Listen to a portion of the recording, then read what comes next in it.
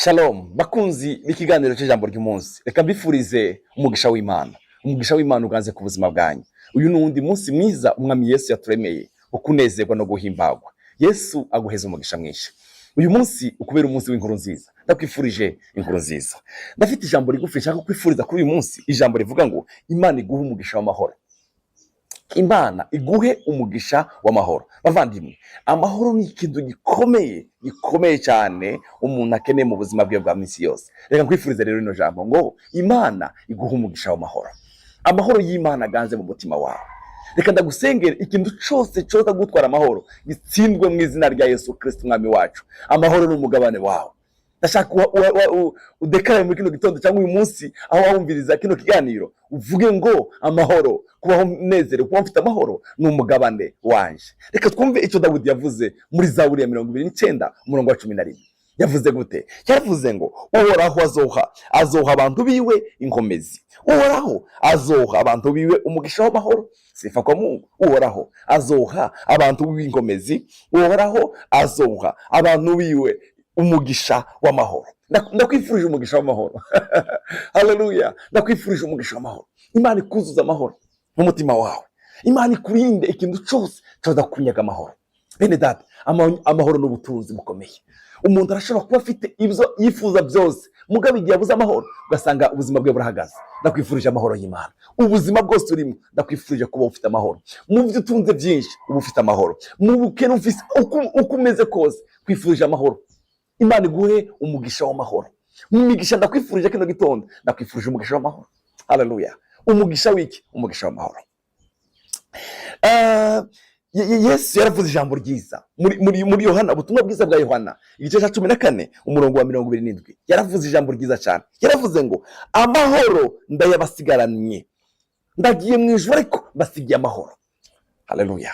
Yesu yaragiye mu ijuru akadusigira amahoro. Amahoro ndayabasigaranye, amahoro yanje ndayabagabiye. Ndayabasigaranye kandi ndayabagabiye. Haleluya. Reka ndakwifurije ino ngabire y'amahoro Yesu yadusigiye nawe ngo ariganza mu mutima mu buzima bwawe. Iyi ngabire y'amahoro Yesu yadusigiye ndayikwifurije mukundwa. Ndakwifurije ngo ino ngabire iganze mu buzima bwawe. Amahoro aganze mu rugo rwawe. Ndagusengera ngo amahoro y'Imana aganze mu rugo rwawe. Ugira urugo rwuzuye amahoro kuko aya mahoro Imana yaradusigiye. Haleluya. Ndayabagabiye. Amahoro aganze mu bana bawe. Amahoro aganze aho uba. Amahoro aganze aho ukorera. Amahoro aganze mu buzima bwawe. Ndakwifurije amahoro. Amahoro ndayabasigaranye. Haleluya. Amahoro yanje ndayabagabiye. Haleluya. Ni imwe mu ingabire zidasanzwe Imana yaduhaye, yadusigiye amahoro. Ayo mahoro nanje niyo ndakwifurije kuri uyu munsi wa none. Haleluya. Imana ikuzuza amahoro. Jewe singabira nkuko abisi bagaba, imitima yanyu ntihagarare kandi titinye. Abafilipi igice cya 4 umurongo w'indwi Paulo yavuze gute? Yaravuze ngo maze amahoro y'Imana tukomewe n'umuntu wese azoshibamira imitima yanyu n'ibyiyumviro byanyu muri Kristo Yesu. Maze amahoro y'Imana arutukuyomewe n'abantu bose. Haleluya. Ashibamira umutima wawe, azobashimira imitima yanyu n'ibyiyumviro byanyu muri Kristo Yesu. Haleluya. Mukundwa uri kurankurikirana, ndakwifurije ngo Imana ikuzuza amahoro. Imana ikwizuza amahoro.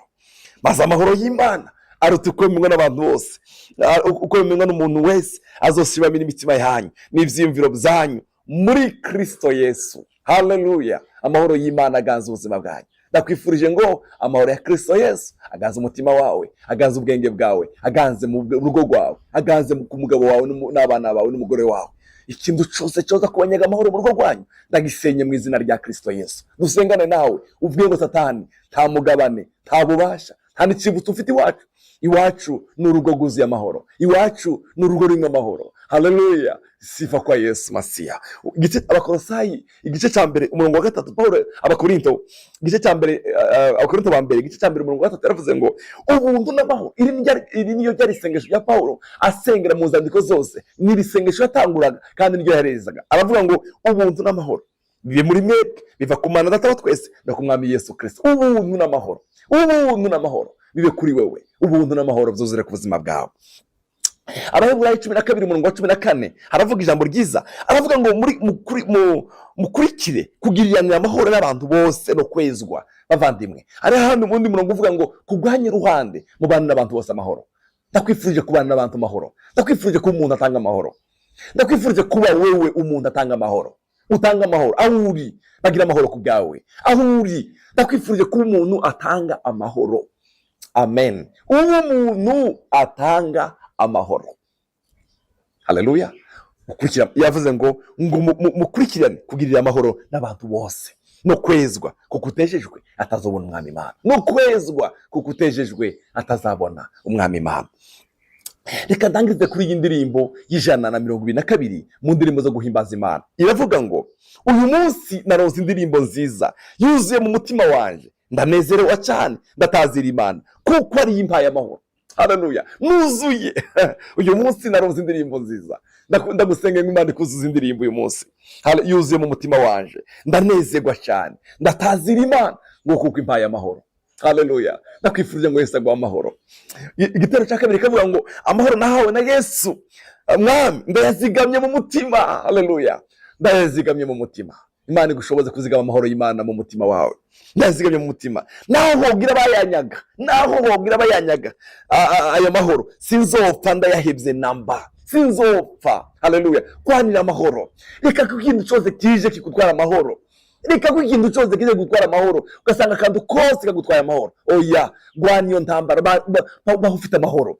Amahoro nahawe na Yesu mwami ndayazigamye mu mutima waje. Haleluya. Ndakwifurije muzigama amahoro y'Imana muri wowe. Cyagira ikintu gutwara amahoro, cyagira ikintu na kimwe kize gutwara amahoro. Amahoro nahawe na Yesu mwami ndayazigamye mu mutima. Nahogira bayanyaga ayo mahoro sinzopfa, ndayahebye namba, sinzopfa, ndayahebye namba.